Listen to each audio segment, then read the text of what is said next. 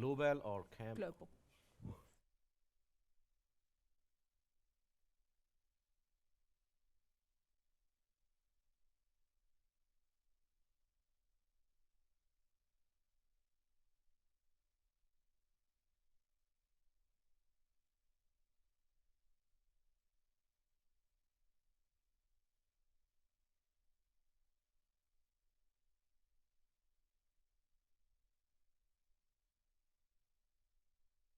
That's a very good point. I don't know. But Hello and welcome to this live broadcast from here in Newsport in The Hague. We're on a momentous day here in The Hague when a case has started at the International Court of Justice. We've been hearing today from a team of lawyers from the Gambia and from those supporting them who have been arguing about the genocide against the Rohingya people in Myanmar. And tomorrow we will be hearing direct from the Myanmar team, but this afternoon we've taken time to take a few of the Rohingya activists who are here in The Hague, those who are advocating on behalf of the Rohingya community, to let them answer some questions. Our main idea is that you should be able to ask questions themselves. So I'm really just here on your behalf. My name is Janet Anderson and I'm a journalist based here in The Hague. As you'll see on the screen, there's a WhatsApp number.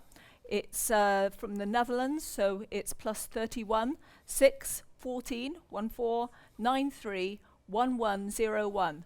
Please do send in any questions that you have to the group that we have here, and we'll see what we can come up with as an answer. I have a range of colleagues. I have Rais Timon from the Rohingya Human Rights Network. Thank you for coming, Rais. He's based in Canada, and his organization is running lots of running lots of projects in the camps. I have Weiwei Nu, there you are, who is the Executive Director of the Women's Peace Network in Myanmar itself. I have Myra, and I'm going to get the saying of your surname a little bit wrong, I'm sure. Da Gai Pao. Very good. Better than you expected. Director of the US campaign for Burma, who's joined us. Tun Chin, who is the president of the Burmese Rohingya organization in United Kingdom, and Nai San Luin, who is the co-founder of the Free Rohingya Coalition. So we have a big range of people who've come from all over the world to join you here. Please do send in your questions to people, anything that you want to know about their point of view on what is going on today in The Hague. But let me start on your behalf with just a little question, which is, you've either been inside the court or you've been watching it from outside. How has it been today for you? Starting with you. Yeah, we were inside the court. We were there for more than 2 hours. Later, we joined with our colleague who were protesting outside. And the presentation from the Gambia side was amazing. It was very good. They have referred all the report from the UN Independent Fact-Finding Mission, which is the most credible report among the report, released by the Right Organization and the other organization across the world. So they have highlighted how these, Rohingya were suffered by the crime committed by the Myanmar military in 2016 and 2017. But actually we have been suffering since 1978. So I'm going to cut you off there and just say, so you felt that everything that was said you recognized in the court. Anybody got anything they want to add from what they saw today or felt today, seeing what was happening in the court? I think it is pretty amazing. The testimonies the statements are very strong, really they're not- they're- reflecting what it is on the ground. But they're not testimonies as Oh, such. sorry, they're yeah, really the the statements. lawyers making Yes. statements on Yes, your the behalf. statements are, But you yeah. feel it really does reflect what It you've seen on does. the It ground. does reflect what it is on the ground, and I just wanted to saying it clearly that this is the very first step, but this is the thing that we're looking forward to and we've been longing for, because only these kind of rules, laws, or let's say accountability mechanism that will hold the perpetrators accountable. And so we're really hoping for the success so that the vicious circle of the genocide is not happening in the near future. Okay. And any expectations or not expectations, we'll come on to that. Any reactions to what you saw today? Wai? Sure. First of all, I would like to say that this is a moment that our community has been waiting for so long, for decades, and this is the first day and the first time that we are experiencing, in our lifetime, with, in front of our eyes, and this gives me and all of us so much hope for the justice and accountability to the Rohingyas and all other people in Burma. I say that because this situation, this process is not just about Rohingya. It's about the whole country, the entire nations. And this is the first time, as Myra has said, the first time that we are having an experience of, fair trial, finding for a process of true rule of law, So we in Burma, our leaders have been talking about rule of law, again and again, but we don't have any rule of law. That's why military has been given impunity for decades and continue to commit the worst form of crimes. And this is where we're experiencing right now the first time ever in the process of rule of law to really seek for justice and justice for the victims and survivors. At the same time, to really having the first time ever seeing what does that look like? What does that look like as when we say free and fair trial? This is a free and fair trial. And also for me, this is very personal. In my entire life, I've been in prison and I've been on the trial, but we never had a free and fair trial. We didn't know what is free and fair trial mean. Judges can do whatever they want, and we didn't even have right to, our testimony was not taken seriously. We didn't even have legal counsel in our trial, and we're not even allowed appeal. So this is the conditions of Burmese judiciary systems, and now it is so much. I think it's very important for the people of Burma to see what is free and fair trial look like, and this is eventually will lead to the justice for the victims. So that's fascinating. Tumchin. Yeah, And if you want to speak in Rohingya directly to the community, you can as well. Yeah, let me first bleed. What I've seen is a kind of like, I grew up in Arkhana state. I left when I was about 17. So today, the statement, what they are giving, this is a kind of systematically, looks like our grandfather's time. My grandfather was a member of parliament. I was not recognized as a citizen in Burma. Why? This is a law, policy. They systematically plan to destroy our community with intention. Like, we cannot go to I cannot go to the university in Burma because I don't have a citizenship card. And other atrocity crimes is much. Of course, 2017 was, a lot of crimes that, well documented, actually, especially like fact-finding mission. Those are all, point out from the lawyer's statement. It is really, really amazing. One thing I want to see that I have seen that Aung San Suu Kyi, she was sitting beside another side of the how did that statement. feel to actually have And Aung San Suu Kyi inside this space? She is, one thing is they deny government and military. They deny our identity, Rohingya, and today our identity, the name Rohingya, and they deny this is not genocide, not even ethnic cleansing, and it's not crime. These are all, they defense normally. We don't know what will happen tomorrow, but so far we have seen this. So this is a kind of thing for not only Rohingya, as a whole Burmese brothers and sisters who are watching from the country. They will much understand what's going on for this community, because it is live showing up all the time. So for me, what I faced in our kind state, what I have faced through in my whole life, this is exactly the statements are come through. So I believe that this is very strong. Thanks to the lawyers and Gambia taking initiative for our, for what we've been facing for 4 decades or 5 decades. This is milestone historic for me. Thank you. Race, you get the last word on this. Wonderful, thank you. I would reverberate what my colleague said. Certainly it is unprecedented, and it's certainly something that was highly anticipated. However, I'm going to hold my breath here. I'm going to hold my grounds. I would not be overly positive. We do not know what comes out of these court proceedings.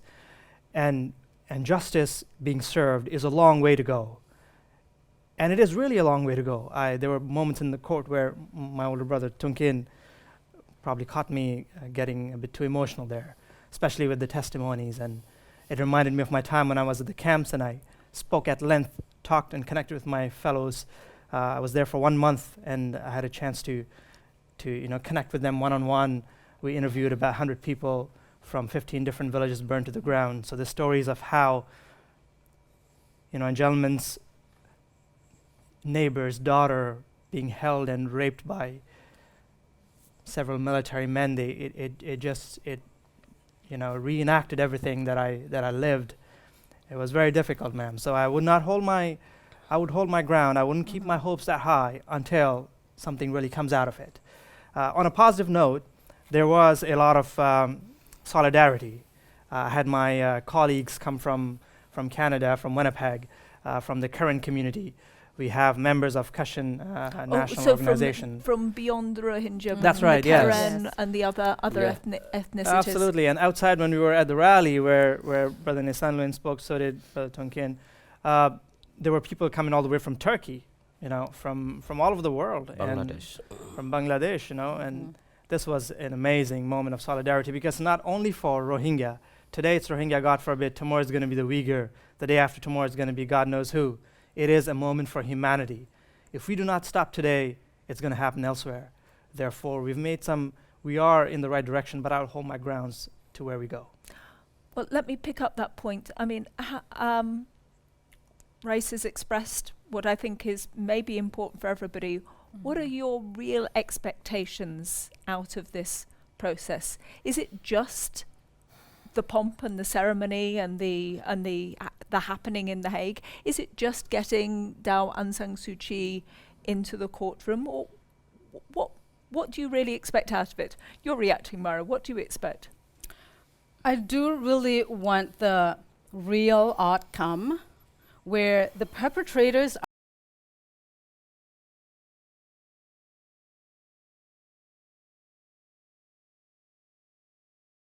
we cannot wipe them out because they will be sticking out there somewhere, but at least the ones who give the orders will be out there, put behind bar, and only then Burma is going to be in a better situation, and those who have to live in fear on daily basis will have a little peace of mind. Otherwise, and that is what, like my brother said earlier, I am not really 100% positive at this point because we don't really know what's going to come out tomorrow.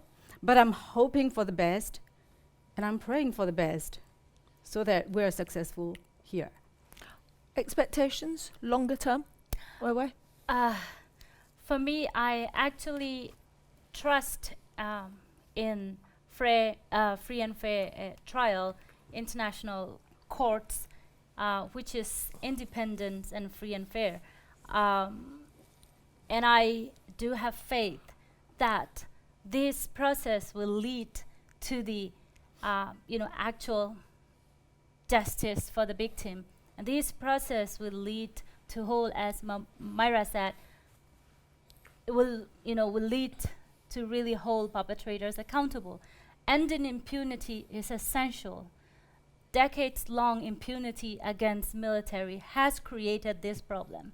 This is a moment, a chance, an opportunity that, with the expense of victims, so painful, but this is our opportunity. We need to to end the impunity and to hold the perpetrators accountable. And that's my expectation. But more importantly, what I do expect is that people in Burma, people and governments and leaders in Burma started to realize that, how they have been treated against the minorities, the Rohingya, Kachin, Karen, and all other minorities has been really discriminatory, persecutory. It has been really wrong. So they have to fix it. So the behavior, the political system, the political behavior will change and will lead to the actual equality and a peace for the country. That is what we needed in the ground. While the justice is important, we also need actual change and peace for the people. We need the Rohingyas, go back to their home. And many refugees that I have speak in the camps, they want to go back. They need their home and their properties, their dignity, their rights that they need. They deserve a life and like other human beings, and we deserve equal rights. I'm just having faith and having expectation that all these processes, ICJ, ICC, and all this the universal jurisdictions and all others processes will lead to the actual change on the ground, and at the same time we're able to hold perpetrators accountable. I'll come back to you on some of the other cases, and we'll maybe look at those a little bit more. But again, expectations, Tun Chin. Expectation, I think we need to look at for short term and longer term. When we expect something, this is, as we all mentioned, this is historic moment for the Rohingyas and other minorities in Burma. They are feeling pressure. They really, Burmese military and government, they are really a stronger pressure, or they are a kind of what they should do. They are, the one best thing here is what I can see. Whenever anything comes up from the fact-finding mission from Yang Hili, from our special reporter, a special reporter on Burma, they dismiss everything. They dismiss every time. They do not believe on anything. But when this ICJ case comes, they are facing it. And Dawn San Suu Kyi taking a lead. We thanks to her coming and joining us here at The Hague. So, but the point here is we need to look at 1 million our brothers and sisters who are in the camps. They've been 2 years now. What will be their future? How they can return back with this security and protection? And we need to look at other options, avenues. ICC case, of course we have. Universal jurisdiction case in Argentina. And we have that. And for the refugees, for the return, what kind of pressure from the governments? And on that point, Gambia did a case. Where is other countries? There is much more countries supported on Rohingya issue. It's not enough only lip service, and we appreciate supporting humanitarian aid. That is very, we really express many thanks. Bangladesh is really giving us hospitality and generosity. We can never forget it for the Bangladesh. But other countries, they might come together to put much more pressure. We thanks to Canada and Netherlands, where we are now. They have supported Gambia case, but much more country needs to be come forward, and then we can see much more pressure, and we can expect something better. That's what I can say. Final word, expectations. Yeah, my colleague also mentioned a lot. What we want is we want to get back our human dignity, and we want the protection, because since 1978 there were, you know, the three mass wave of exodus happened in 1978, again in 1991, again in 2017. So you see, like we should have about the 2.5 to 3 million people Rohingya inside the country. Now we have only 600,000 remain inside the country. So in 40 years, all these people were driven out from the country, and there were the like mass violence against them in 1978, 1991, and again in 2012, and the 2016 and the 2017.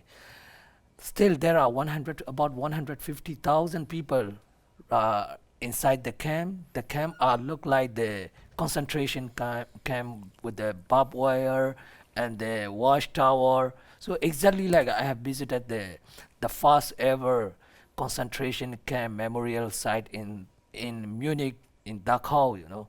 So the camp inside in Myanmar, in central Rakhine State, in situ, exactly look like those concentration camp.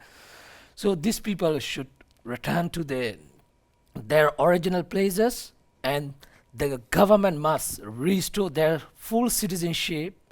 Then, you know, the genocide survivor, more than 1 million in Bangladesh, they will have the confidence that, you know, we can go back to our homeland. Also, you know, always this Myanmar government has been saying that these people, these refugees need to be verified. I think there is no need to verify anything, because they have all the record. You know, there are, unlike any other people in the world, they are making, or they are always counting their head every 3 months or 6 months since 1991. So the people who are outside of the camp in Rakhine State, like in the, you know, the apartheid condition. I have also visited the apartheid museum in South Africa. I have seen all this similar thing happening against my people there in Rakhine State, you know. So the main problem is the genocidal policy of the Burmese government, you know. They have to abolish all the policy and restore the full citizenship of the Rohingya people. And also, the most important is, but unlike any other country in Myanmar, the indigenous, you know, the ethnic category is very much important, you know. So we were once recognized as an official ethnic group until like early 1970. So the government also must recognize Rohingya as a official ethnic group. You know, my great-grandfather, when he applied the citizenship in 1949, he received a letter from the Minister for Justice saying that, you know, you don't need to apply the citizenship because you belong to one of the indigenous ethnic group of Burma. I still have this evidence.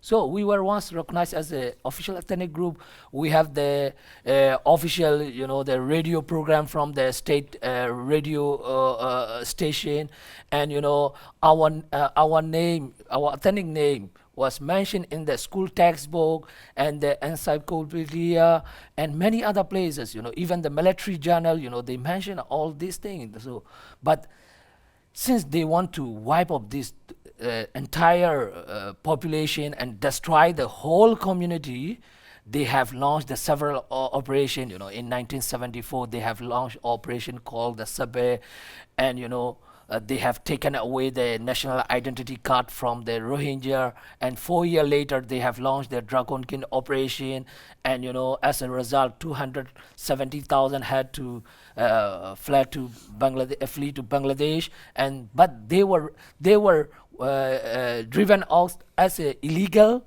immigrant Bengali, but they were repatriated as Rohingya. We still have many documents, many evidence, but like, you know, today I was very happy, you know, the Cambiar legal team was mentioning everything, you know, that the racial slur they are using against us, like Kala and the Bengali, and you know, the Aung San Suu Kyi was there she said, in the country, don't call them Rohingya or don't call them Bengali, call them just Muslim from Rakhine State. But she was just listening all the word, that she's denying the Rohingya from the all the lawyer, even the president, use this term.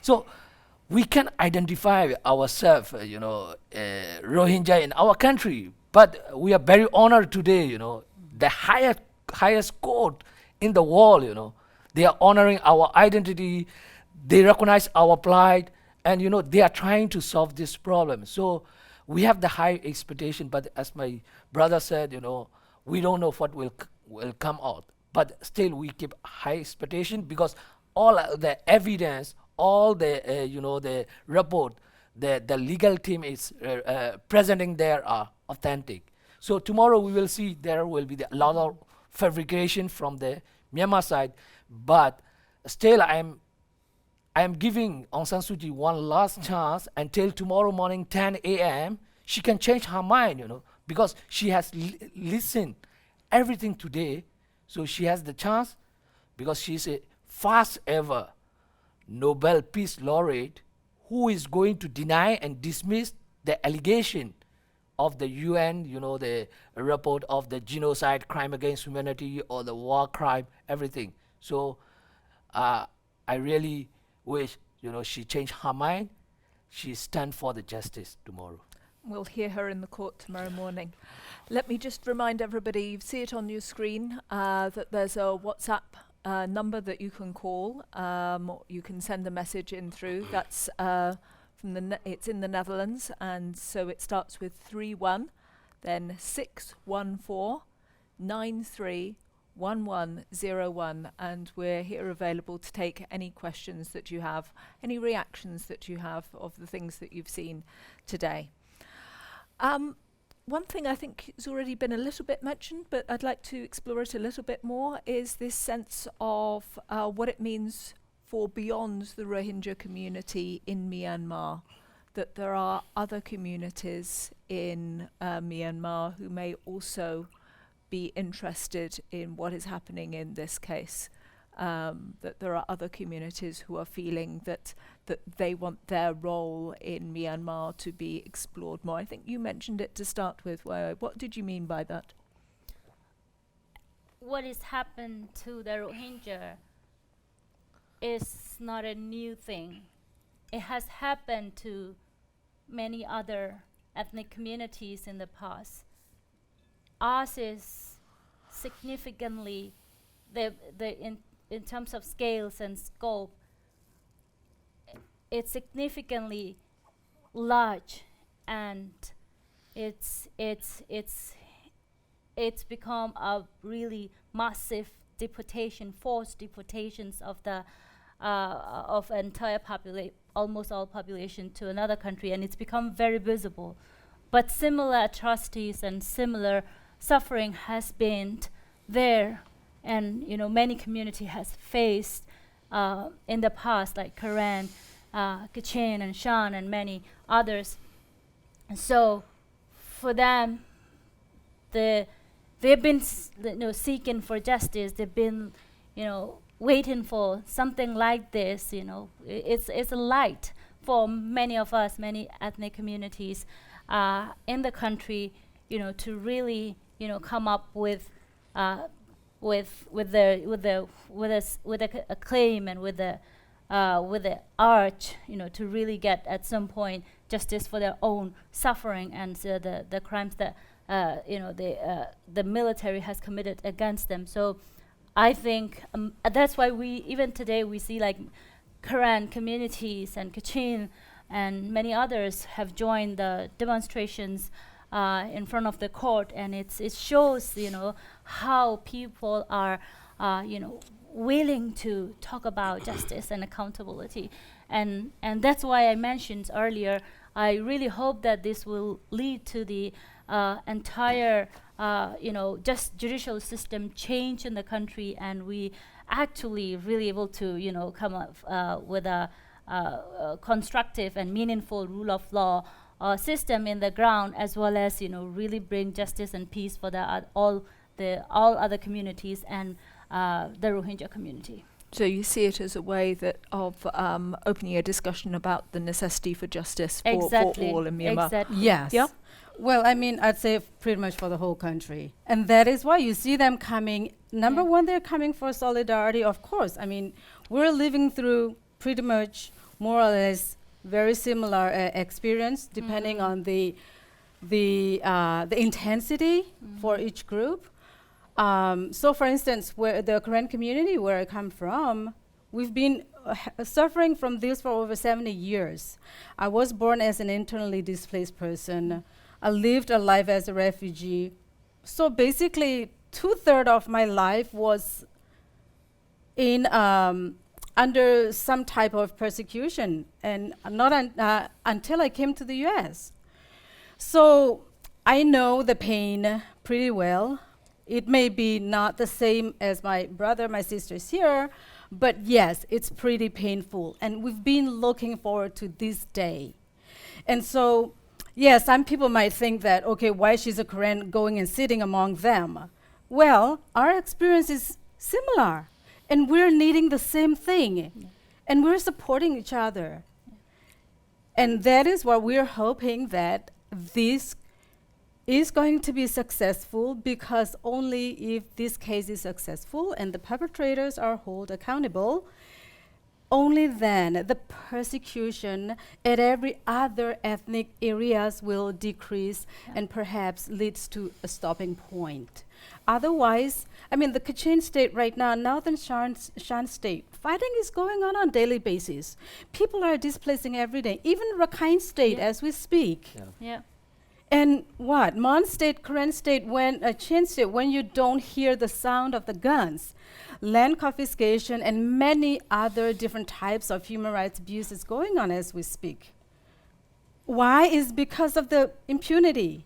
Why? Is because the perpetrators are not held accountable. And therefore, they have the freedom of doing what they do. Yeah. No? Yeah. Anything to add? Or your Right. sisters have said it all? Yeah, this is very important because, as my sister, we will also mention about this, this, all the ethnic minority have been suffering since, military came into the power in 1962. So they, in Myanmar, there are officially they are saying 135, but it used to be 144 until 1972. So the majority is the Burma. Burma is, they are the majority. Like they are bullying all other minority. Unlike any other country, there is no minority right, and all like the government services, you will not find in military services you will not find any high rank position from the ethnic minority. Like the Rohingya used to be the parliamentarian secretary. Even we had the minister in the past, but since early 1970 they stopped only the junior level, like school teacher or the clerk. And then now, since 1991, completely they stop everything. Like in 1991, they have imposed the several restriction and the completely apartheid condition, and and other ethnic minority also the same situation. When they drive out the Rohingya, they have joined. They have taken this Rakhine Buddhist their side. Now, when the fighting between the Rakhine Buddhist insurgency and the Burmese military broke up, then they start persecuting the Rakhine Buddhists. So in the country, only this Burma majority are safe, unless they don't oppose the government, or the military. Once that you are against the military or the government, you will suffer. Like that this Daung San Suu Kyi in 2011, she said that the armed forces are using the rape as a weapon, but find the Rohingya women and the girl, I know because, I have been in touch with the ground, all the time, So as young as 9 years old girl was, the gang raped by this Burmese military. So she completely denied and dismissed. And, on her state councillor Facebook page, she has posted that, that all the rape are fake, that they have made the fake rape, the banner and They posted showed that in court today. yeah, this was, So once she came into the power, she has completely changed. Anyone who criticize her or the military, there is the law, called the 636D, everyone is prosecuted. So in this country, let's say, this is quasi-civilian government, the military, to change the country, this ICJ is very much important. I think ICJ will suggest them for the law reform, and that they will know who are the perpetrator. Then they will raise the case at the UN Security Council, and then from there they will refer to the International Criminal Court. And on the other hand, there are all the country must pressure the Myanmar to sign the Rome Statute, so we can directly prosecute. Let's look at the ICC in a moment. Let me just get the reaction. Right, you spend some time in the camps. Do the people in the camps also have that sense of solidarity from other ethnicities? Do they see that it's that other ethnicities in Myanmar want? That's a very interesting question. It's hasn't never been posed to me yet, and I will tell you and some of my seniors might be able to correct me over here. The people in the camps are people who have crossed into Bangladesh recently, most of them, a vast majority of them, 750,000. The other 100,000 crossed in 2016, about 85-something thousand, and those prior to them have crossed in. Set that fact aside, most of them, if not all of them, have been systematically prevented from freedom of access. Forget about going to other provinces and interacting with other ethnicities, but even among themselves, within their neighboring villages, they haven't had access. So they do not have this. Unfortunately, they are deprived of having this this access to shared shared solidarity. But the moment you come out, the moment you have this interaction, for example, just this morning, my current brothers and sisters were like, "This is exactly what is going on with us. The rape that they're explaining, this is exactly what we hear from the grounds. Exactly what happens on land grabs and on burning villages. This is exactly what happens. Slitting of throats, we go through the same thing." For Can me, I add think something? Sorry. Go ahead. I think we need come to to look later. at when we talk about other ethnic minorities and Rohingya. Of course, one thing here, very, very amazing, surprising, what Burmese government and military divided rule policy, many years. But in this case, some of our ethnic brothers and sisters are standing up together, showing solidarity with us. This is amazing, first thing. And we need to look as a whole Burma, like let's say Rohingyas and other minorities. One thing here is very important point: denying Rohingya existence, denying Rohingya identity, denying Rohingya citizenship, popular hatred, Whipping up. speech and whipping up against the Rohingyas. These are quite significant for the Rohingya. When you look at Rohingyas and others, there is intention, a very well planned, systematically. They are trying to destroy our community. That's what this case is, genocide case. That need to know some people. And of course, other minorities, war crimes, crimes against humanity. We are standing up solidarity with them. Even our Rakhine brothers and sisters facing in Rakhine state, where we've been living side by side. Many decades, divide and rule policy been used. But today, they are feeling, we feel the same for them and other minorities. So our message, one here is, other minorities, whoever still they can join us together to show solidarity. Shan brothers and sisters have shown solidarity. Kashin have shown solidarity. And Karan have shown solidarity. Other Rakhine group also, some of Rakhine groups also show. But it is much more important when you talk about Burma. It's a long time, it's constitutional issue, ethnic minorities issue. That point, we must come together as a stronger unity with a stronger advocate, must come together to do much more stronger advocacy, and that can push to get justice. I mean, of course, this case is longer term, but how long these people need to suffer? Rohingyas, 600,000, their lives at risk, existential threat, where they mention it now. And how genocide ongoing. Look at the message where they put, international lawyers are ongoing genocide that must be stopped. And so on that case, if you look at others, this is very important that we have is a kind of emergency crisis as a whole Burma, because now not only military, civilian government is leading to a kind of more whipping up hatred, nationalism, with some the other way. That need to be corrected. If you think about Burma, if you think future of Burma, if you think prosperous for Burma longer term, that is important. As a citizen belongs to Burma, I see that this is very important. You wanted to say something? Yeah, the first rape report released by the Shan Women Action Network, they have documented the 625 rape case. License to rape. Yeah, it was the title was License to Rape. So the problem is why I mentioned about this ICC is it is very important because this ethnic minority. I wish they can also prosecute all the perpetrator at the court, the highest courts.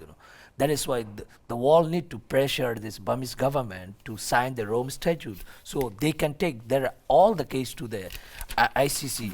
And also another thing is... Just hold on then, just before we go to your other thing then, let's just open this out a little bit. We're talking at the moment about what's been happening at the ICJ, the International Court of Justice, the highest court of the United Nations, which is to do with states and treaties.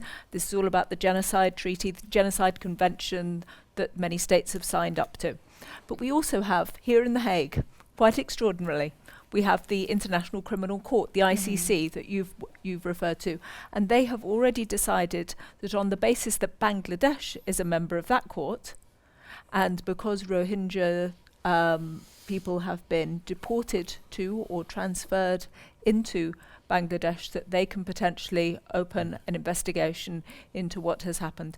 And you also mentioned universal jurisdiction, that there are some moves towards seeing whether some of the individuals who might travel out of Myanmar occasionally could be held responsible for some of the alleged crimes which have taken place when they go travelling around. So let's have a quick look at ICC and universal jurisdiction. Who wants to talk about what? I think he's the right person to talk about the universal jurisdiction. Recently, he has filed a case in Argentina. You're on. Yeah. Yeah, universal jurisdiction case, this is very important because, as I mentioned, we need to look at all avenues what we have. This is very significant. ICJ case is moving forward. Secondly, ICC case is going ahead for the crime against, crimes for Me Online and other military. Let the others talk about. Tell us about the universal jurisdiction. Universal jurisdiction. That is, we file on 13th of November.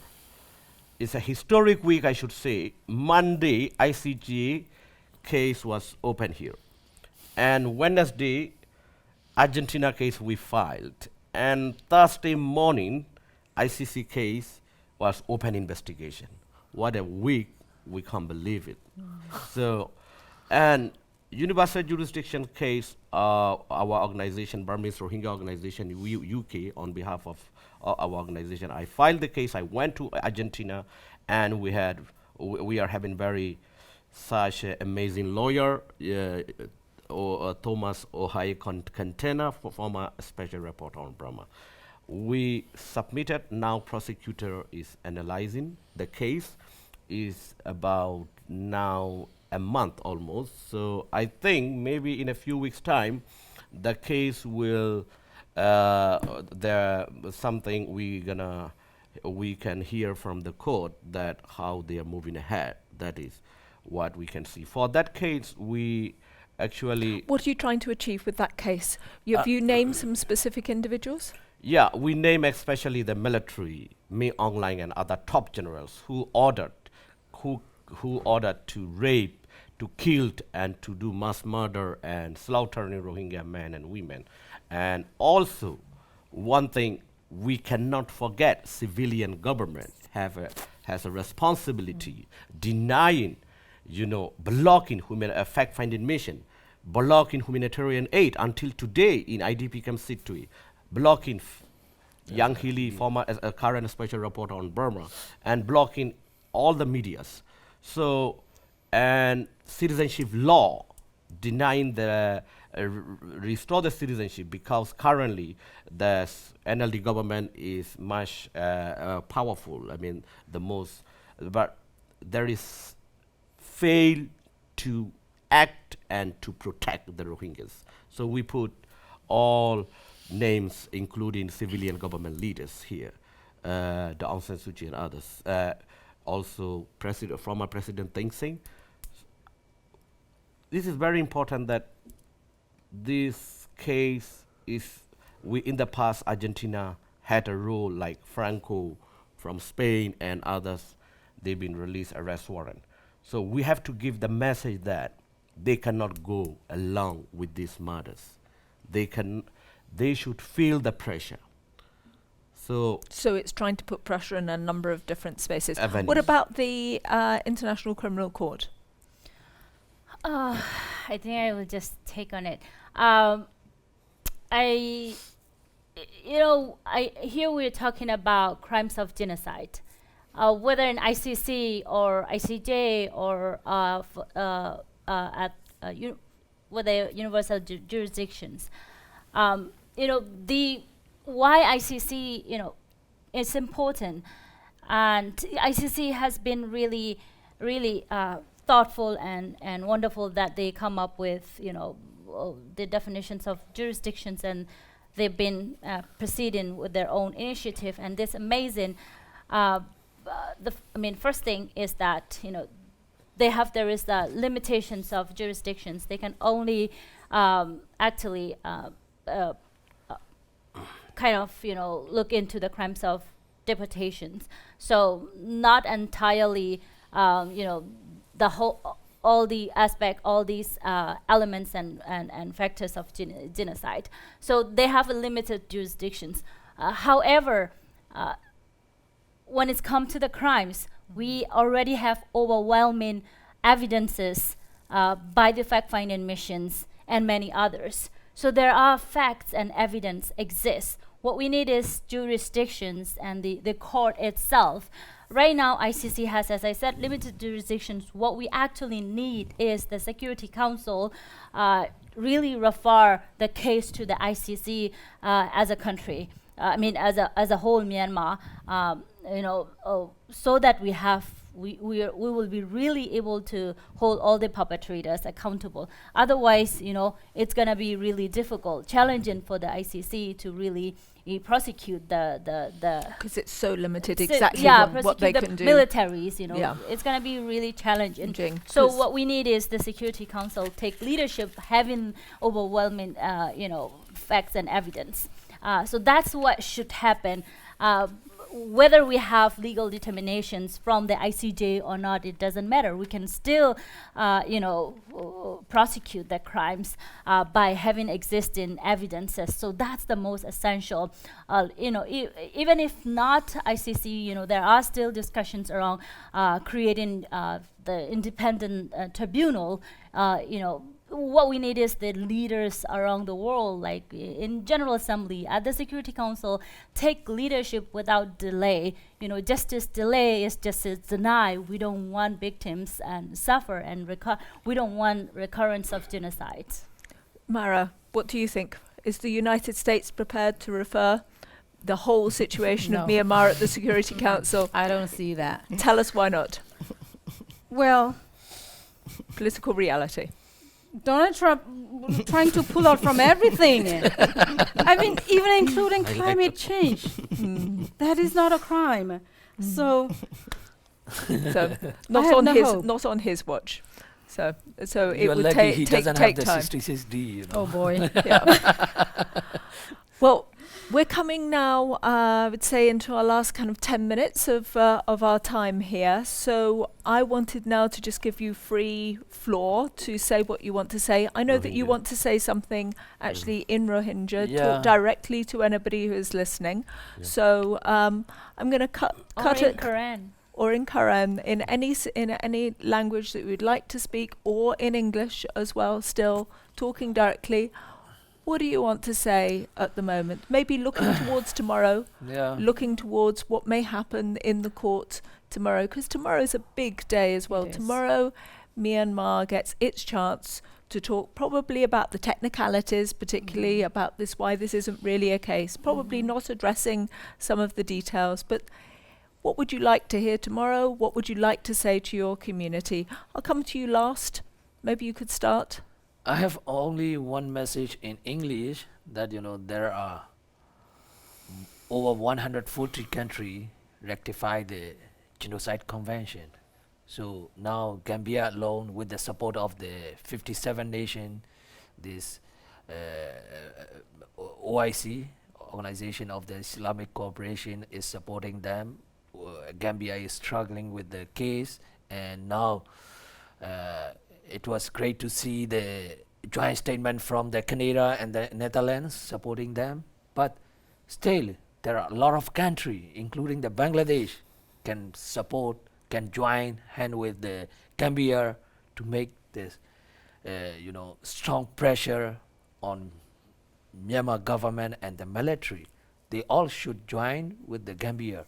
This is the message I want to give to all the country, because they have been,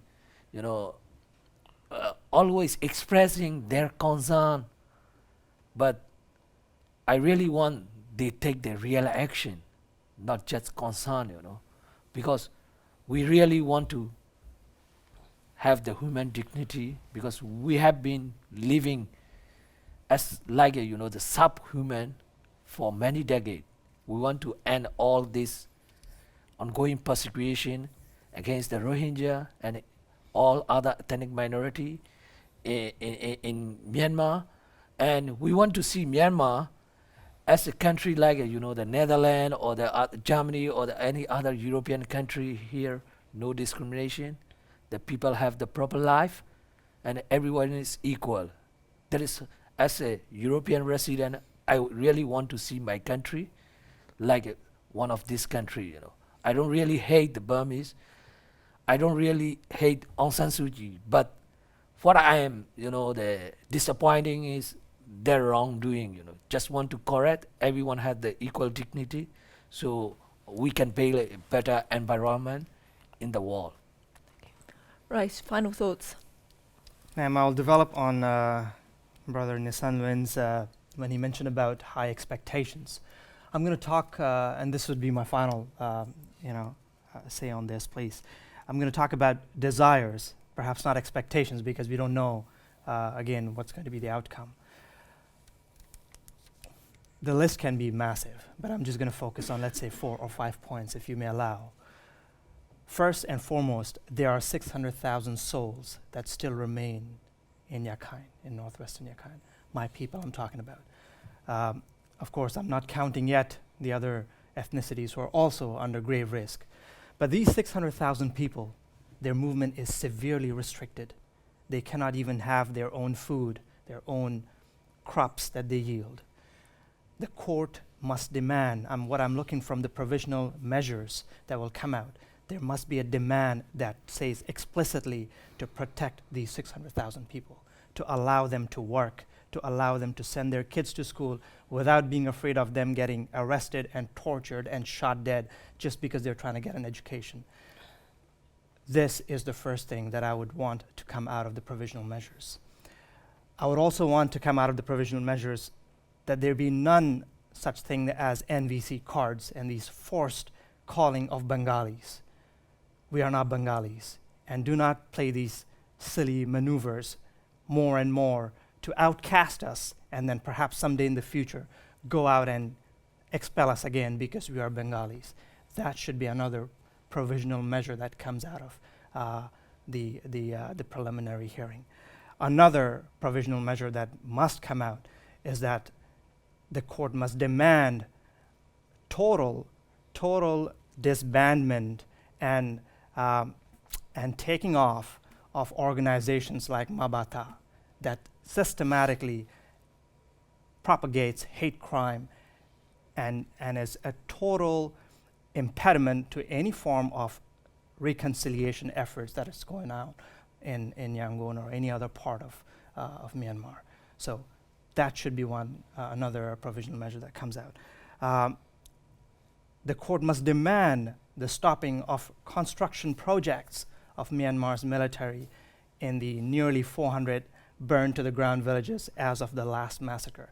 There are God knows how many other villages, because we do not have track of proper recorded track since the 70s of the number of villages that have been burned to the ground, and God knows how many new infrastructures have been built, and these Natala villages that we call settlements of Bamar and Buddhists that are brought into the villages that were ours and that are no longer ours. The court must demand this kind of crime should stop. The court must also demand... I think that's your number, so I've unless got we're going to go it. I just got two more. Okay. Tampering of evidence, because all the evidence that we've got so far is from the refugee camps and from satellite imageries. The government of Myanmar is very determined to destroy whatever is out there. We've had even satellite imageries that show bulldozing of those villages so that the earth, the heat signatures and everything is the only thing that we can get out of satellite imageries. So the mass graves that exist out there, they have to be protected, because that is history that we have to have, so that the rest of the world, not only the Rohingya or the other ethnic minorities, know that this is how barbaric human beings can become. And then finally, the concentration camps that exist outside of Sittwe. The people from my father's villages, my father's village and my uncle's village, all these villages that do not exist anymore outside of Sittwe, that have been burned to the ground as of 2012, that do not exist in the map anymore, they all live in these concentration camps where human trafficking, sex trafficking, slave labor, and God knows what kind of experimentation on human beings happen in there. These things, these concentration camps have to be completely taken off. So these are the very few provisional measures that we seek if we talk about desires or high expectations in very specific forms. But let's see what comes out. Mara, what's your final point that you'd like to make in terms of after this first day? Well, so we're talking about a lot about people here, but also people back home. It doesn't matter whichever ethnic group or Rohingya community in Bangladesh side or in Burma side and every other ethnic groups. As much as this is our moment, this is your moment as well. And I just wanted to making sure that you guys know that you are not forgotten. You have a lot of people out here supporting you, bring about your issues in the open, now in the international arena. And so, yes, it is very tedious, and we don't really know what would be the outcome, but we're hoping for the best. So I just wanted to say, don't lose faith, and just be courageous, and you're not forgotten. And for the international community, if we're looking at the situation, maybe one of the best option is the domestic accountability, if we could have this in Burma. But because there is no rule of law, and therefore we cannot have such a thing, because we don't even have the partial judiciary system in our own country, and therefore we need to be here. And thankfully we are here with this important day. So I am hoping that with the hybrid system of ICC and ICJ, hopefully we can get to the point where we want it to be, justice and accountability. But also at the same time, like we, our friends over here emphasize many times over and over, we do need support from many other countries, if not every other countries, because this is not just one person issue or one country issue, and we all are living together. We share humanity, so we have to stand up for each other. And this is the moment where the community, not just the Rohingya community, as I emphasized, the whole country need your help. So I'm just hoping that every other country will also look into this and stand up together with the Gambia and 59 other OIC countries, and together we can make a difference. Why wouldn't So I would just want to say that Myanmar is a party to genocide conventions. Therefore, they have obligation to prevent genocide and to take necessary actions to really hold the perpetrators accountable and to prevent further genocide. So what can Myanmar do basically is to really engage with the community directly, talk to the community members, community leaders, and find solution within by talking to them. Right now, there are discussions about Rohingyas in with China, with Bangladesh, with such and such, but they're not sincerely talking to the Rohingya. So I would pledge that government talk to the Rohingya, come and invite them. Many Rohingyas, all of us are willing to talk, to find solution, to find durable solution, as well as to address all these challenges. So that's the most important thing. The Burmese government should change their attitude towards the Rohingya and start meaningful dialogue. That's the most important. Second, I would echo the my brother Rice that we need to end apartheid-like condition. We need to end all the apartheid system in educations, in actual segregations of people in Rakhine State. We need to end all the policies and practices, policies of persecutions and practices in the ground. They know that there are the local directive, there are laws that prevent that basically restrict the rights of the Rohingyas for decades. So the government can really remove and those like practical barriers and policies and practices in the ground. So that's another important thing. And the last things, not the last thing, but one other important thing is that we have elections in 2020. So the Rohingya were disenfranchised in 2014. The Rohingya, as full citizens and ethnic indigenous community of the country, we were able to vote since 1935, the first election until 2010.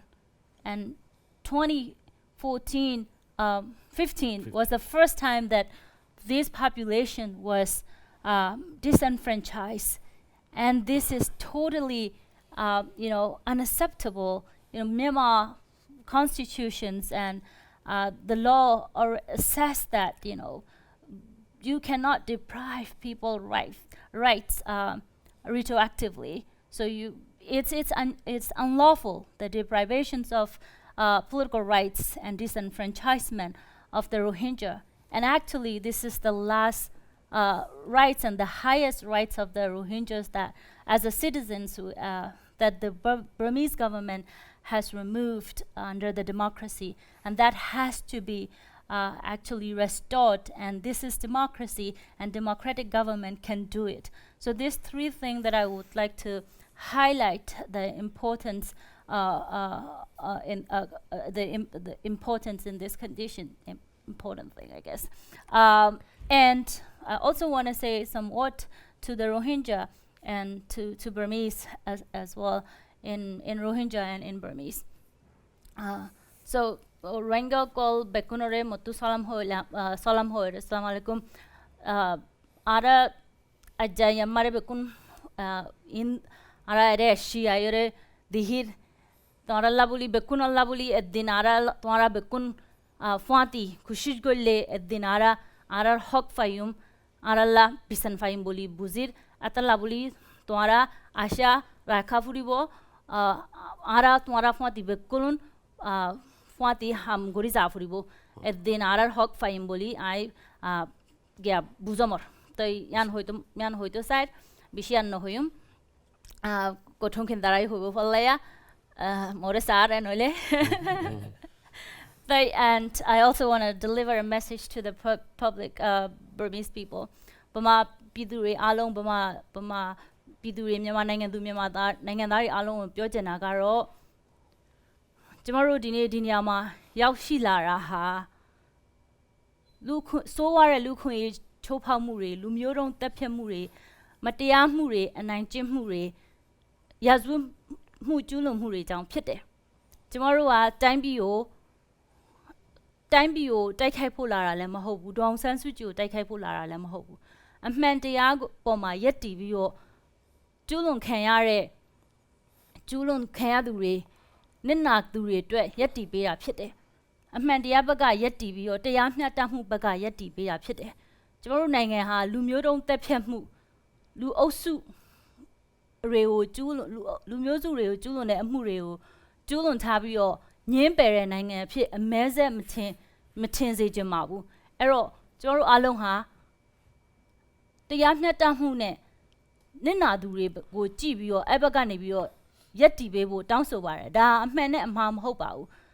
A man and ma kuna look here chop powder, macho powder.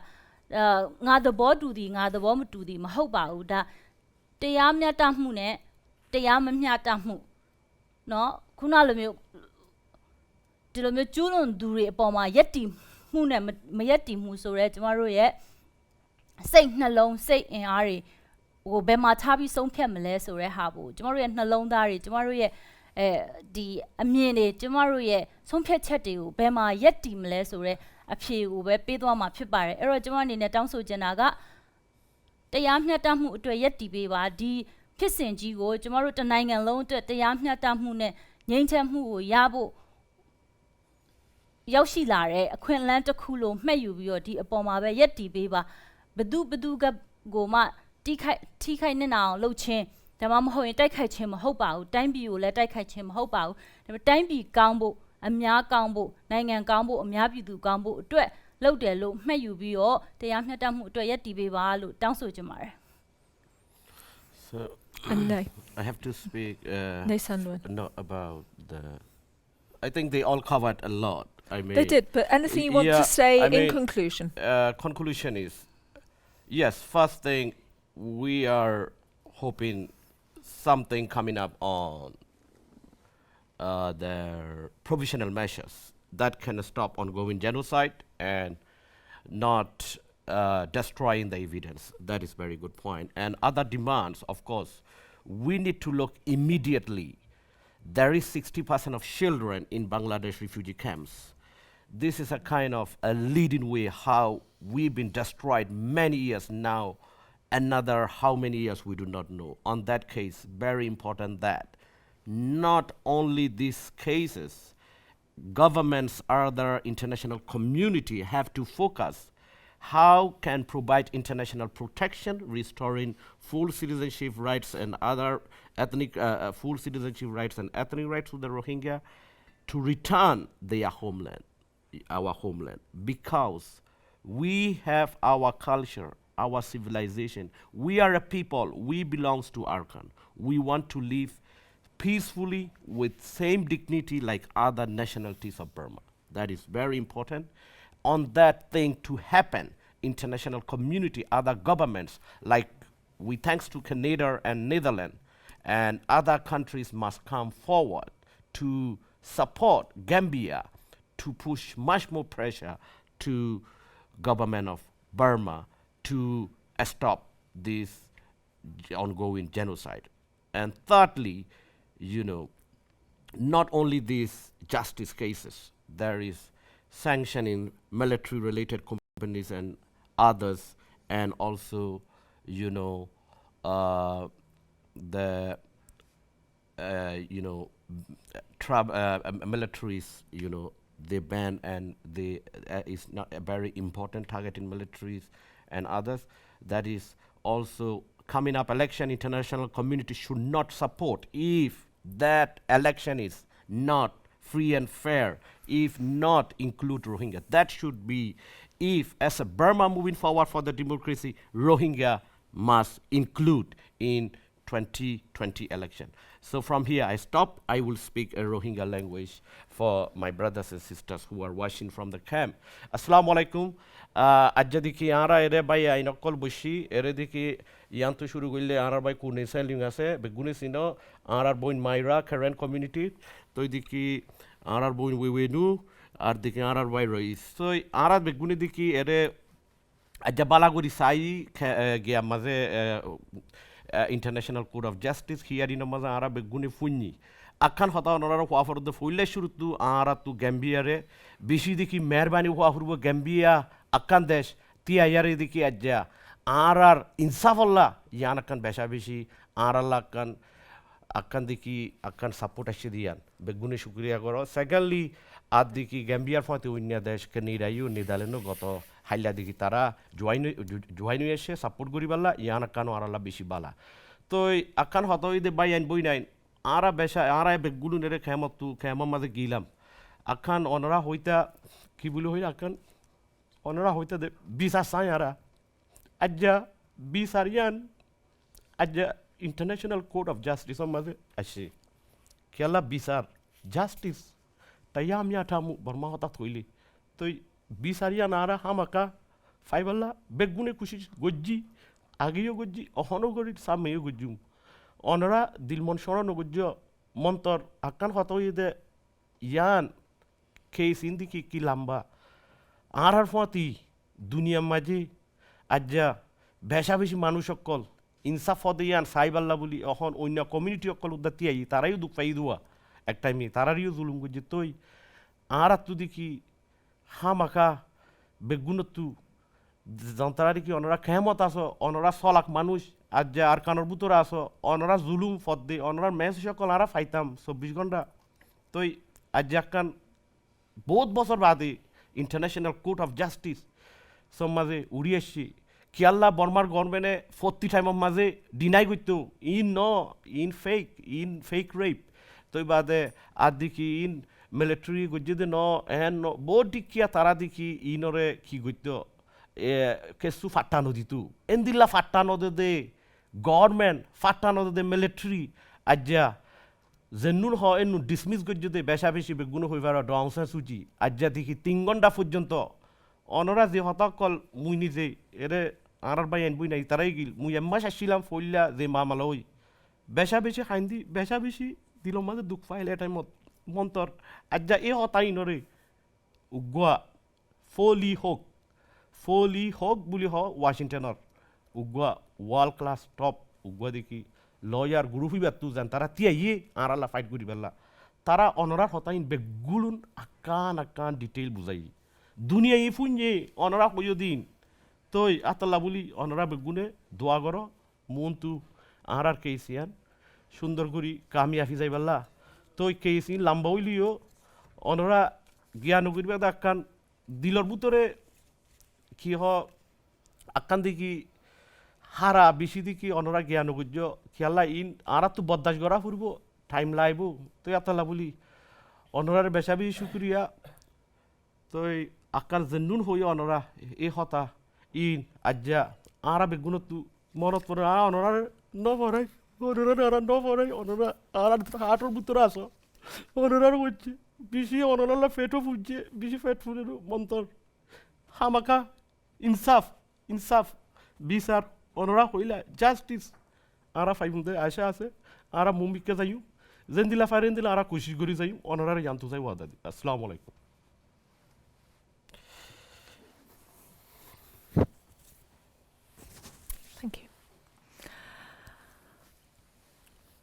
There are a few people who are starting to send some messages in. I'm going to see if we can just listen to this one.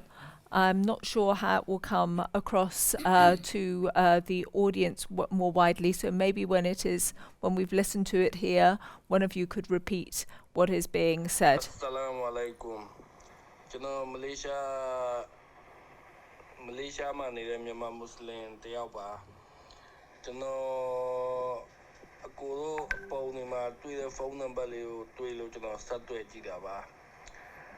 Inshallah ako ye Muslim lu tu tayaw lo ba tha le sedana le lau saung jet de twat Allah shin mya bak ka ni asa pai ba se lo dua lau pai ba le. Assalamu alaikum. So what was this gentleman asking us?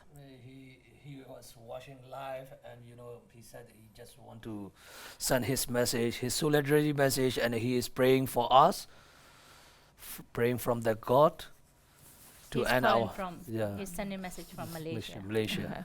Well, all we have is the last few messages that I've had in are all from people who are wishing us well, who are saying that they're watching online. So maybe we can just do a final thank you. Yeah. Thank you for watching us. Thank you you. for Thank you, taking everyone. part. Thank you for watching. The group of people I'm with are going to be around over the next few days. There's going to be several times for them to be able to talk. Very quickly, finally, what exactly do you expect to hear from Myanmar tomorrow? Do you expect them to use the word Rohingya? Do you expect them to deny? Do you expect them to just say, look, it's nothing to do with genocide? Just very quickly, what do you expect? As I told you earlier, she has the chance until tomorrow 10 a.m. to change her mind. If she doesn't change her mind, then all will be the fabrication. So we can't expect any good thing from them unless she change her mind. Mara, what do you expect? Well, I'm hoping that they've been called their own name, Rohingya. Because if I wanted to be called this name, and if somebody give me a different name, which is not mine, I don't want it. And so they're entitled to this name, and they should be called this name. But I'm a little doubted at this point. What do you expect tomorrow? I think it's a genocidal case. Very intention there. So that intention is long rooted. It's not only yesterday's intention. It's not last year. It's not 4 years before. It's been more than 40 years. So this intention is rooted. If it's gonna be, I mean, if they change or anything, I think it's gonna be a big nightmare. But they will deny everything. Which I'm going to be surprised. I believe, I assume that this is first time for the Aung San Suu Kyi to hear, the entire story in one time. And I hope all these details by the lawyers, these counsels, will open her heart and mind. And I really want to see the positive responses tomorrow. And as Ko Tonkin said, this is the case of genocide, the crimes of genocide. Denial will not give Myanmar or Aung San Suu Kyi any benefit or any positive result. And denial will create further consequences, negative consequences for Myanmar and for her government itself. So I guess she understands the consequences. I hope she will, there will be a positive responses and cooperations, they really will cooperate with the court and take necessary measures in the ground. What do you expect to hear tomorrow? So, ma'am, Aung San Suu Kyi has made it very clear ever since she was getting released from her house arrest. This was back in 2012. A New York Times report has got it, can be Googled up down there. She said very clearly, I don't want to be seen as a human rights icon. I want to be seen as a politician. And she will play that. She will do whatever is required to protect her political ambitions. So I'll not be surprised if she comes out there and becomes the savior of Myanmar and protects the military, because it is to her advantage of her politician ambitions and her political career. That being said, it does not deny what is going on today to my people and all the other people, all the other ethnicities out there. And one day, inshallah ta'ala, justice will be served. Well, with that, we're going to close this broadcast now, and we'll be watching tomorrow to see what happens in the International Court of Justice, and again on Thursday. And you'll be, I'm sure, still in the Hague. There'll be plenty of opportunities for people to talk to you. Thank you all very much. Thank you too.